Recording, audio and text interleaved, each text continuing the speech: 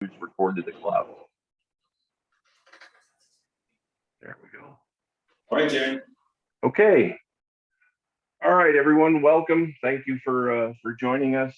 Tonight, we're going to talk about the referendum that's coming up for vote and try to get all the facts we can out just so everybody has the information they need to cast the vote how they see fit. So obviously we have Chief Steve Evans of the Winfield Fire Protection District, and also Lucas Allen, who is the chair of the Support the Winfield Fire Protection District Committee, and myself, I'm Darren Maiman. And to introduce myself, I'd like to address a question that I have gotten directed square at me for the last 2 weeks. And that is, what is my affiliation with the Winfield Fire Protection District? And I have no professional or paid association with the Winfield Fire Protection District, the Township of Winfield, the County of DuPage, or the State of Illinois. I have lived in DuPage County my entire life, and the last 6+ years has been within the Winfield Fire Protection District. And I was always curious as to why the station on the corner of Roosevelt and Winfield was shuttered, and became even more so when I moved south of that station and thought, shouldn't I want that open? So I just took it upon myself and went over to the High Lake Road station and talked to the folks there, including the chief. Everybody was very open about the situation and the budget and the needs. And at that point, I felt it important to get involved. And that's very simply why I'm here. So, and with that, I'm going to turn it over to Chief Evans and let him start the discussion. Thank you, Darren. Thank you, everyone, for joining us tonight. It was very kind of you to take the time out of your busy schedules to join us for this information, and a special thank you to Darren. And as he said, he, as a resident, came in, asked a lot of questions, and then after we answered them, he had, it expressed to me that it would be nice to get that information out, and I agreed with him because, and we've had this conversation before, both he for or advocate against the upcoming referendum question. Merely, we want to do everything we can to educate and inform our public what we're asking for, why we're asking for it, and then the people can make an informed decision when they go to vote. So thank you all for that. Briefly, I want to talk about the district. It started serving the community in some capacity in 1929. Eventually formed a volunteer fire company in, I believe, 1942, and up through the present day. In 1995, the district referendum to establish a EMS line so we could start staffing with paramedics. In 1991, the property tax extension limitation law, otherwise known as PTEL, or the tax cap, took effect. And the district at that time did not raise the tax rate as a lot of area taxing bodies did, in anticipation of that, because at the time we didn't need the money. Calls began to increase shortly thereafter, and in 1993, they started staffing a fire engine and an ambulance around the clock, 24/7, 365. That's actually when I was hired by the district as one of those people that was working on shift. So I've been here, I'm about to go into my 29th year. And I started as a firefighter, worked up my way up through the ranks to the point I'm at now. So following when we started staffing in 1994, we responded to what was then a record number of calls at 1,224, of which less than half of that were EMS calls. Now, as we flash forward to today, We ran just under 2,400 calls for service in 2021. Over 80% of those calls were for EMS. And as of a few minutes before this, the Zoom meeting, I checked our numbers and we're up about 84 calls year to date over last year as we're speaking. So that gets into what we've been asking for. We've been at a state where our tax rate was much lower than our neighbors, relatively speaking, for a number of years. So consequently, we had to make a series of cutbacks. Our fire prevention got less, covered less well. A lot of our public education, a lot of our peripheral programs, car seat installations, all that stuff kind of had to go away as we were focusing more and more on calls. One of the other complications that the district is facing is that on a regular basis, often multiple times a day, and also multiple units, we get from our mutual and automatic aid partners, Wheaton, Carroll Stream, West Chicago, Warrenville.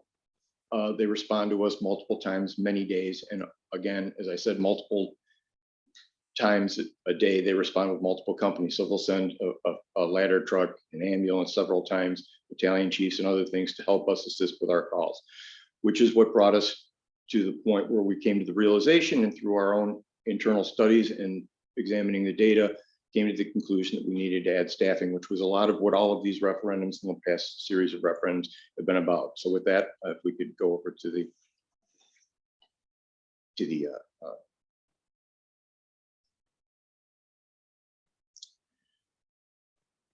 thank you. So briefly, just to talk about it, once again, in recent years, there were a lot of things that we feel that we need to improve upon for the sake of public safety, because there were areas where we knew that we were not performing up to the expectations of similar agencies within our local area, predominantly fire prevention and stuff like that, as well as being able to cover our own routine emergencies. Now, I want to take a moment to speak to that term because I don't actually care for it, but it's an industry term, routine emergency. So if you have a structure fire, a dive incident, a hazardous materials call, a trench collapse, workers inside, those are all major incidents where all of the communities help each other. None of us on our regular daily staffing are equipped to handle any of those kinds of events all by ourselves. And that's a lot of what mutual aid was designed to do, is to help you in those events. What people in our business refer to as routine emergencies are the day in and day out calls, regular EMS calls, regular fire calls, fire alarms, activated carbon monoxide detectors, inside odor investigations, and again, the EMS stuff.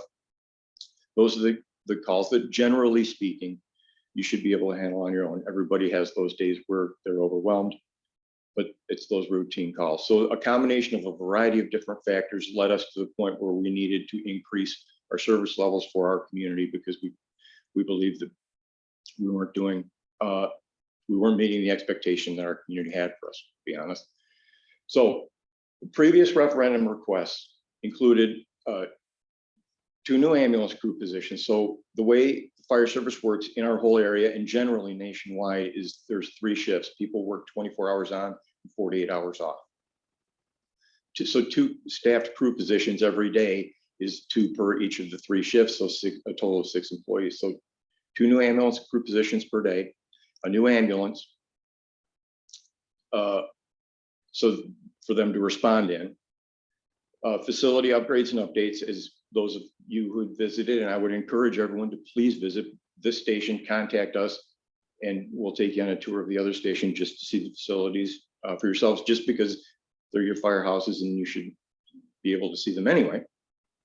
The Fire Prevention Bureau, which I had mentioned earlier, we wanted to try and get the South Side station open because of the increased number of calls on the South Side of the district and a lot of building going on the South Side. Fire engine and fleet upgrades. In addition to that, we wanted to add 1 additional medic firefighter per shift. The purpose for that was, in staffing the South Side station, we would add a 3rd person down there, and they would act as what we in the fire service refer to as a jump company. So a jump company is simply this: there's a fire apparatus and EMS apparatus parked in the station. If a fire call comes in, the 3-member crew responds in the fire apparatus. And then if an EMS call comes in, they jump off of the engine, jump onto the medic unit, respond for paramedic calls. So that way they could kind of multitask. That's not rare in the fire service. It is somewhat rare in our area. And all of our companies do that. Currently, what we do is we have our regular on-duty staffing currently is 5 people on duty. An officer and 2 paramedic firefighters on the fire engine and 2 paramedics on the ambulance. The reason for those staffing levels is simply this. In our area, in order to respond on an ALS 911 ambulance, you have to respond with 2 paramedics. You can't respond with less. That's what we have. On a fire engine, a lot of people in the community and the questions that I receive talk about mutual aid agreements and auto aid agreements, and aren't they there to help you and all that other stuff? Well, part of that is you have to be able to reciprocate. In order to respond in a fire engine, fire truck, a heavy rescue squad, you have to be able to respond with an officer and 2 firefighters. So we're at minimum levels with respect to our staffing. So our engine company typically acts as a jump company because we get second ambulance calls or subsequent or ambulance calls at the same time on a routine basis. So the engine crew, if they're out on another call or out training or whatever, they will, if they're close by, they'll respond back to hop on that second ambulance call, or if they're in the station, they've returned from a call, they'll hop off of the engine onto that second medic unit and respond to a second ambulance call with 3 people. So that was the purpose of the 1 additional firefighter for the Southside station, and then a ladder truck, because in our area, again, there are 2 dispatch centers. There used to be a whole bunch, but in recent years, and it's a good thing, the dispatch centers consolidated and they cover for each other. So those 2 dispatch centers back each other up. Either one can dispatch us out, and then we'll go back to our primary dispatch, which is DUCOM over at the county complex. So as part of consolidation, which is good, it makes for better communications and helps us get to people's emergencies faster. Part of that is there's agreements that all of the agencies have to abide by. Part of that is response levels. What goes out on a chest pain call, an engine and an ambulance? What goes out on a fire alarm, an engine, a truck, a chief officer, and an ambulance? So there's a certain amount of that. So again, Wheaton, West Chicago, Carroll Stream respond to us routinely in a ladder truck that costs in excess of $1.5 million with a crew that costs $1.5 million to staff.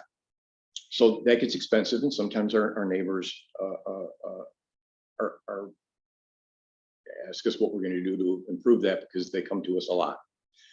So part of the previous requests were the addition of a ladder truck so we could cover our own calls. And then the last component of that was ambulance fee reductions for residents. We get a lot of feedback that the ambulance fees people would like us to try and get lowered, and that was the attempt in the previous referendum requests. Following the most recent failed referendum request, we did a lot of community outreach, including a survey that was put out to the community. We got a lot of respondents, and we very much appreciated that feedback from our community who we serve. And the overwhelming majority of those respondents came back with the fact that they were sympathetic to what we were telling them, why we were asking what we were asking for. They were sympathetic to our situation. However, they had asked overwhelmingly, is there a way you could do it cheaper? Is there a way you could do it in blocks? Is there a way that you could do it incrementally? So we went back and we came up with what the referendum request is for this upcoming election based on that feedback. And what that feedback led us to was this. In this referendum, what we simply are asking for is 2 new ambulance crew positions, a new ambulance, and the facility updates and upgrades to house it. Now, again, I would encourage everyone to stop by the firehouse. We can't physically fit another apparatus in the garage area, what we refer to as the apparatus bay. Even if we had the extra people upstairs sleeping in recliners, because there's no more room in the bunk room to house any more people, we still couldn't park the apparatus inside. So we are put in the position of either having a comprehensive overhaul upgrade to the downtown station or relocating to property that a lot of people talk about on County Farm Road. What we did away with for this referendum request was the Fire Prevention Bureau. Currently, that gets handled by staff, and we will continue to do our best to keep up on that. That opening the Southside Station, that will have to be part of another on the road. Fire engine and fleet upgrades. We're going to concentrate our efforts on ambulance replacements because that's over 80% of our call volume. The one additional paramedic firefighter, again, that I mentioned for the jump company concept, doing away with that position, just having the 2 medics for the ambulance. Doing away with the ladder truck, we will continue to rely on our neighbors to send that truck over when we have those calls that a ladder truck is required to respond to. And the ambulance fee reductions for residents is the last thing. So basically, we just got it down to those 3 points. 2 medics to respond on an ambulance and a place to keep them all. Next one. So that referendum request equates to approximately $1.3 million. And that will go for paramedic position number 1. Again, that's 3 paramedics, 1 per shift, at a cost of approximately $415,000. Now, people look at that number and they're quite shocked. Understand that's in total employment costs. If it was simply a matter of saying this is how much their annual salary is, we wouldn't be able to fund it, and that would be disingenuous on the district's part, and we weren't going to do that to our residents. This is the employment cost, what it would cost to have those people on duty. Next part, paramedic position number 2, same. We have not for several years funded the vehicle replacement schedule. Well, and as a consequence, for example, we have 2 ambulances, as I mentioned a few minutes ago. One of them is 17 years old, the other is 12 years old. The life expectancy of an ambulance in our area, including our neighboring agencies, is an approximate lifespan of about 8 years. And again, one of our new one is 12 and our older one is 17. So we need to get that funded so those things are more reliable. So again, we've had, as has been talked about on social media, we've had some mechanical issues recently with the ambulances specifically and the fleet in general. And we want to be able to make that better so that we can get out the door and get to you faster and better.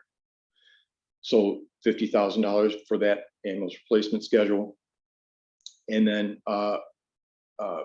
principal and interest for facility upgrades. So we did the due diligence of bringing in architectural firms, commercial real estate builders, commercial real estate agents. We had appraisals done. We did all of that due diligence so that we would have good numbers from which to do our analysis. And what that analysis told us, the approximate cost ultimately of either a comprehensive remodel of the downtown station or relocation onto County Farm Road would be, at the end of the day, very close in cost, very close in cost. So what that will involve, assuming that this was to pass, would be then a series of community meetings to determine which way we should go, because we work for you, and taking it from there. But one way or the other, in order to house all of this, we would need to do one of those 2 things, and that's going to cost money. And we configured it when talking to the financial advisors in a way that when the debt was relieved, we would be able to use that money towards a 3rd person on duty in addition to those 2. That was the way that this was configured. So that's essentially what the request is for and where those monies would be directed. Going back to what I was talking about a minute ago, taking into account the one thing that's actually I should have added to this slide was the property values of the property on County Farm Road and the property value on for the downtown current station. So again, a remodel we're looking at, we have to add an ambulance bay and try and reconfigure the station to fit more people on duty. At the conclusion of that process, we would still face the traffic congestion. For those of you that might have seen us when we're turning out for a call in the morning during rush hour, it's problematic. The train delays, which we're all familiar with, those of us in this community. So those are some of the challenges that we need to vet if we elected to go that route, as opposed to new construction, which is more, but the property value of the downtown facility is higher than that of the property on County Farm Road. And we can plan it. We can make use of the County Farm Road overpass to avoid the train delays, less traffic congestion. It's a 4-lane road, faster response times to the north part of our district, because right now we can't get there as fast. They're underserved. Development revenue from the property, as I had mentioned.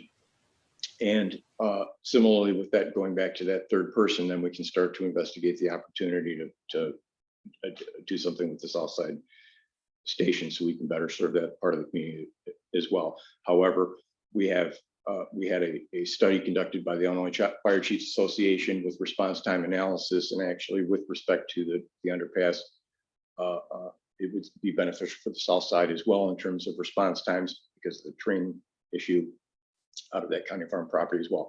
And that's all stuff that, if successful in this referendum request, we will go through in a series of community meetings to vet through and with our public.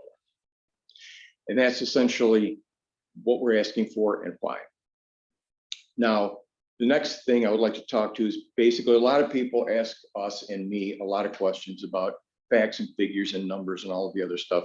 We assembled a spreadsheet of information from DuPage County, Cook County, and the two dispatch agencies, DUCOM, who's our dispatch agency, and Addison Consolidated Dispatch Center, ACDC. Because we wanted to be able to refer people somewhere where they could look at the data, and it was also sourced. So if they wanted to go back and verify the data, it was sourced back to those places where they could verify the data themselves. And it's important because people need to know, what the numbers are to know where we rate relative to the other agencies. So if you go to our website and you go to the About Us section, scroll down to data and statistics, there is a area fire district information tab. If you click on that, it will bring you to a series of Excel spreadsheets. Basically, the first sheet of that is incident numbers for every one of the fire departments and fire districts that operates within DuPage County. Some of the data is missing. You can see it's indicated on the sheet because either they were part of another dispatch center that was one of the ones that was consolidated, and it was information that I couldn't get. So the data is there for that. That's the first sheet. It's just the number of calls everybody ran up through 2021. The next sheet, EAV. So, and this is the reason that the municipal departments don't have this, is because they're a department within a city or village government. So they're a line item within the bigger budget, as opposed to fire districts, which are their own unique agencies. So this sheet talks about fire districts specifically within DuPage County. And part of how the taxes get paid, we arrive at all of that, is basically equalized assessed valuation. We refer to as the EAV. That's the amount of, essentially the amount of taxable property within your fire department. And in our case, 13 square mile fire department, about 30,000 residents. This is the EAV you can find for us from 2014, the last year that I could find verifiable data. You could go to the website and look it up, through 2020 for all of those different fire districts. And then the next sheet is tax rates. So on your tax bill, were a specific fire districts or a specific line item, and what those tax rates are. So if you have a $300,000 house, for an example, in Addison, it's the top one, a $300,000 house would be taxed at approximately $946.60 for fire taxes for that $300,000 house in Addison. And on down the line to Winfield, that same house, $300,000 house, would be $359.80. So that's how the tax rates relate to your properties. And then the final one, the next sheet is the extended amount. So basically, based on the EAV and your tax rate, the amount of actual tax dollars that each agency receives every year. And again, 2020 being the last year in these sheets, because the 2020 was the last complete year that I had at the time when I made these, and it was paid in 2021. Within the last few days, we just got the 2021 tax information from DuPage County, and it's just been posted on their website, the 2021 information, which is payable in 2022. So I will have updated sheets of these on our website as soon as I finish adding it to these spreadsheets. And we are going to be doing a comprehensive report on the updated spreadsheets at our next district meeting, third Tuesday of every month, 7:30, available on Zoom. I would encourage everyone to attend that as well. So because I'm going to get into some more details and explain what all these numbers and data and all that stuff, how it relates.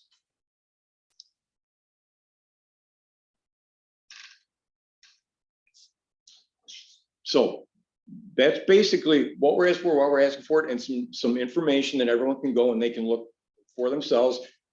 The point being, you can look to see how we relate to the other fire districts in an effort to help people make their own decisions, and again, be informed. Not my position to advocate for or against, merely to try and give everyone as much information as I can, so that they know what it is that they're voting on come election day.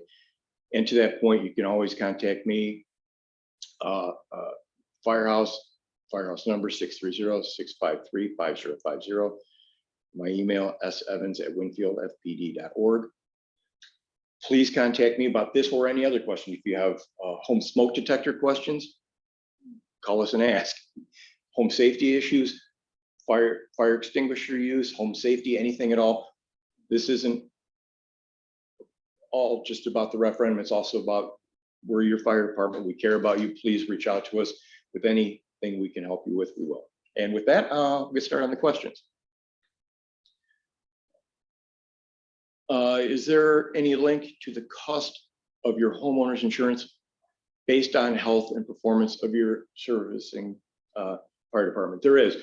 There is the Insurance Services Office, commonly called ISO or ISO, rates every fire department in the country on a scale from 1 to 10. 1 being the best, 10 being the worst. And to varying degrees, depending upon your insurance company, that data and their grading schedule is used to rate your property owner's insurance, whether it's commercial or residential. In our case, based on our last rating 3 years ago, we are an ISO class 2. And that was based on number of people on duty, our heavy reliance on auto aid, which we actually argued to get some credit for, to improve your grade, and a variety of other factors, from the fire department, training, the dispatch agency, water supply, a variety of factors,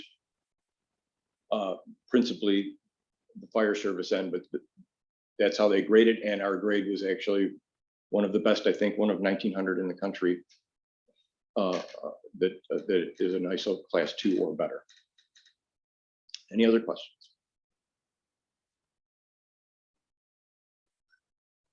Any hands raised? Any questions?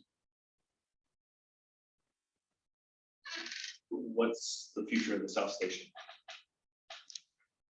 The future of the South, what is the future of the South Station? The future of the South Station right now is, to my knowledge, undetermined. We do not have the resources to fix it. We do not have the resources to staff it currently. We understand, and again, based on studies that we've had done and that we've commissioned, we know that it would improve response times throughout the district if we responded out of there. That's actually, that response time analysis is also on our website under that same about us down to data and statistics. That study is actually also in there as well. And that will tell you, responding out of Station 1, the one downtown, the Southside Station, the property on County Farm Road, or any combination of stations amongst that. There are a variety of different analyses that were done in that study for response times. We know it would be the best case scenario, as indicated in that study, was a County Farm Road station and the station at Winfield and Roosevelt. That was the best case scenario because, again, we're a 13 square mile district going from north of Geneva on Gary Avenue all the way down to include Marion Joy, down Mack Road, all the way to the west over towards Indian Knoll, and then up north of Geneva on Indian Knoll Road, basically to the Illinois Prairie Path, then back over. So it's a large area. So with those station locations, it would be better. But to answer the original question, the current status of the Southside Station is going to be dependent on a variety of factors with respect to our financial position in the near future. But it's not opening in this. Under this plan, it is not opening. Certainly not immediately. It's not going to be one of the immediate things that's going to happen. Again, going back to that one point about the property principal and interest payments and converting that into that third employee, that would be an eventual plan so we could have that jump company like I referred to from the previous referendum request. But that would be something that would be built to. It is still an aspirational goal. I still feel that it is an important component. But again, based on community feedback, we just felt that based on the feedback that we got, that this was not the time to go for that as well. Next question. There's been a lot of talk about the property on County Farm Road. Why is that there, and what is the future plan for it? Well, I'll try and answer it. We had a response time study conducted by a professional organization. It was their opinion that the best coverage for our entire 13 square mile district would be something in that general area and staffing the Southside Station near Winfield and Roosevelt. As that property was still farmland at the time before the development went in the district, and I was still on shift at the time, so I don't know the particulars, but the district had made the determination to secure that property in case change happened in downtown Winfield, development, growth, congestion, any one of a number of different factors came to be, and it became better for our response model for us to relocate off of this property, to have property secured before there was none available. That was why they had secured that property. It was part of a bigger strategic plan. And again, going back to my discussion earlier, if successful, we need more space to put more people and to put more trucks. And it will either involve a comprehensive remodel of the downtown station or a relocation out there. And I went through the particulars, and that's going to be involved a community-wide decision on which way to go, and then presumably divest the other property after that. How does a 163% call increase without raising staff level affect the taxpayer in terms of response time and longevity of skilled crew? That's an involved and an excellent question. Thank you for asking it. And it's an involved one. So currently, as I had said, we have 15 people who work on shift. And we have 5 staff daily. So if someone is off on a sick day, off on a vacation day, that creates overtime. What has happened, because our call volume has increased and our other partner agencies are coming to us more and more often, our people are trying to clear calls faster, and as call volumes are going up, our people are working harder, which has led to several work-related injuries in the past couple of years, 5 long-term injuries, in fact, out of 15 employees. That in turn creates more overtime, which creates more people working, which they're working longer because they're running more calls, and their wellness and is being affected, and so their effectiveness is being affected. We're also relying on our neighbors more, and in turn, all of our neighbors are also busier. We're up almost 40% since 2014, and everyone else is up too. I don't have the numbers with me, but all of our local communities are up, and they're running more calls. So what's happening and what we're finding is as apparatus is coming to us to respond to second, third, fourth ambulance requests, they're coming from farther and farther away. So recently, Medic 5 out of West Chicago, very fine crew, very fine fire department. Medic 5 has been coming to us a lot recently, and that's the one behind the Menards on North Avenue. Because Medic 38, the one behind Target in Wheaton, is Wheaton's busiest ambulance. So it's out a lot. So when it's out and we're out,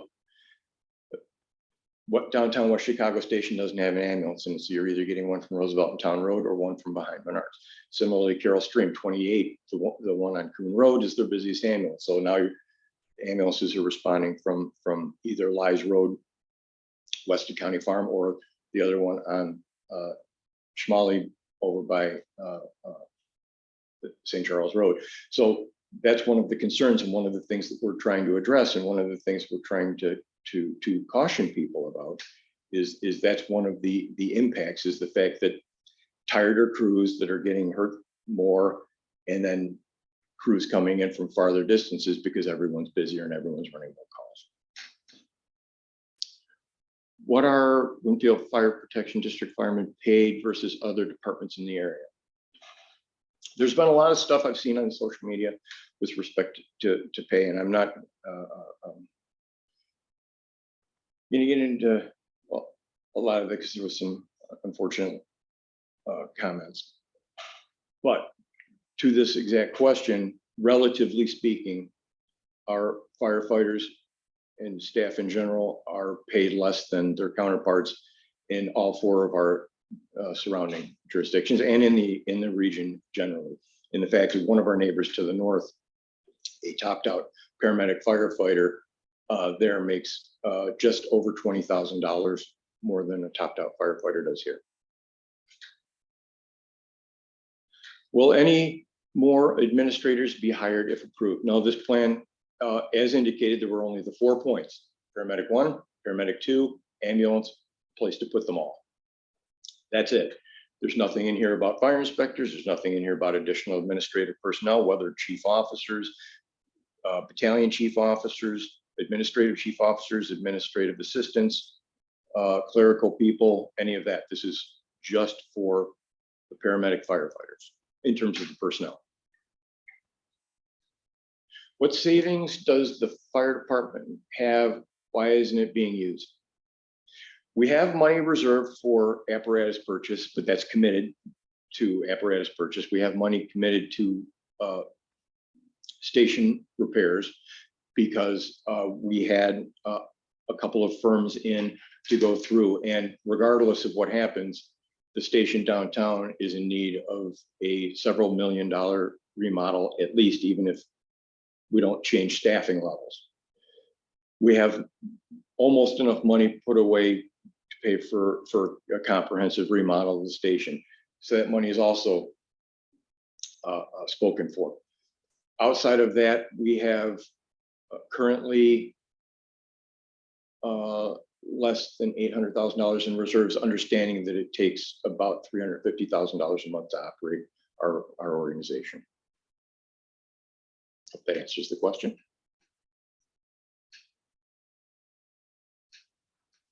Kyle had his hand up. Okay. He's taking it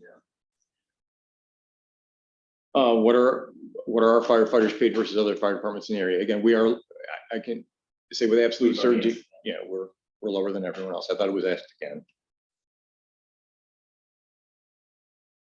Any other questions?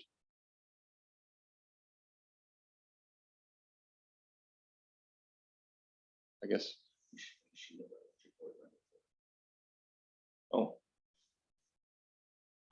Yeah, so one of the people that are attending the meeting today is our treasurer, Rob Hannon. Thank you very much, Treasurer Hannon, for attending the meeting. Does anyone have any other questions? Anything they'd like to say? Any statements? Is there anything I didn't answer?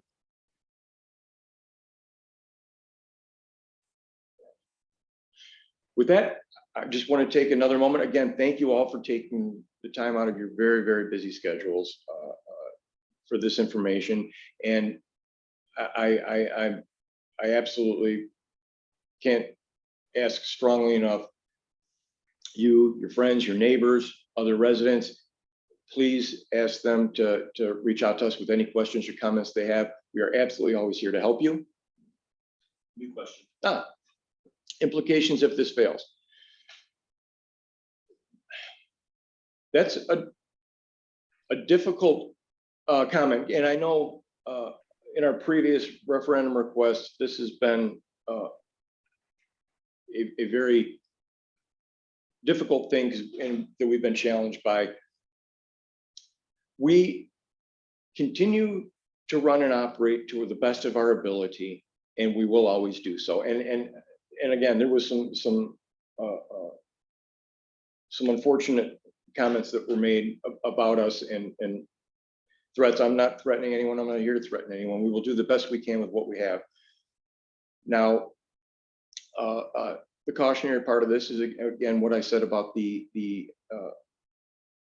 employees, the shift workers, the rank and file members was accurate. Our fleet is aging, but we're working on that. We have a new fire engine on order. It should be here in a year. But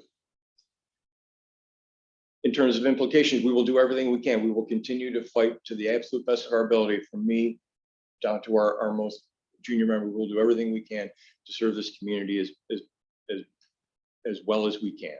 We will always do that. We swore an oath and we meant every word of it. Every last one of us did. We'll always do our best. We just believe that the referendum related requests that we have will provide for better service to you, the residents. This isn't about us. This isn't about us getting pay raises if it passes. This is about being able to serve our community better. And we will continue to give you everything we've got every minute of every day. How many calls do we answer in mutual aid versus neighbors coming to us? In terms of, I actually don't, I'm sorry to say, I don't have that number right in front of me. I'm sorry. How many calls do we go mutual aid or automatic aid as opposed to how much aid we receive? Statistically, an approximate statistic is probably 80, we receive 80% more than we give, but that's an approximation, and I'm sorry to say I don't have that data in front of me. However, what I will do is under that same tab in the About Us section, I will find the specifics of that and have that added so that people can go there and look, because that's a very good question. In 2020, if I can just add in, this is Rob Hannon, one of the treasurer of the board. Just that specific statistic that you were asked about there, that is something that also is gone over at every board meeting. And again, I just want to reiterate what the chief had said earlier, which is please come to our meetings. You know, you guys put us in the position to be the fiduciary responsibility for your tax dollars to the district. So please do come to our meetings and ask these questions. You know, learn more about your fire district and what all they're trying to do and we're all trying to do to help the community that we serve. So I just wanted to throw that in there. Thank you. Anything else quickly? And Chief, this is Darren. I just wanted to take a second and thank our district board member, Sheila Rutledge, for taking the time to be on this meeting. And I certainly don't want to put her on the spot, but I think it's only fair to give her an opportunity if she wants to say anything.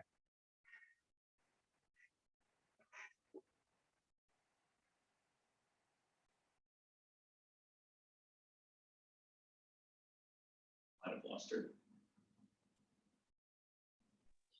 No, I'm still here, but I'm kind of working around my house, getting ready to go on a vacation tomorrow. But no, no comments that I need to share other than I really understand the need for what you're asking for and then some. So I'll be urging people that I speak with to support this referendum too, because you're going to get to some point where something terrible will happen, and that would open up liability, and I don't think that's a good situation either. But thanks for your recognition, and I'm glad to be able to hear what's going on in my community. Thank you. Thank you.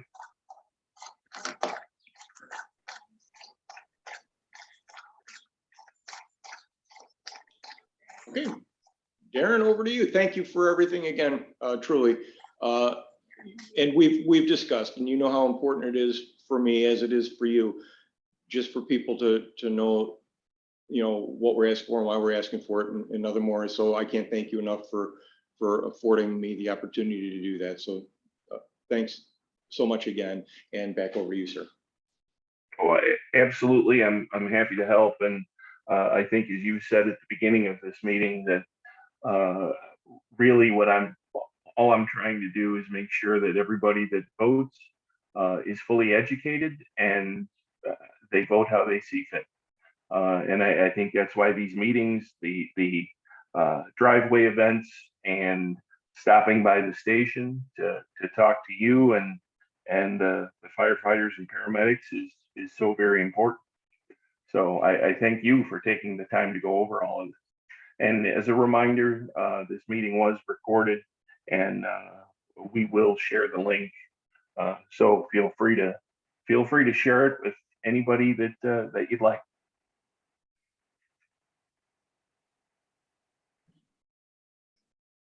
Well, night, everyone. Thanks again.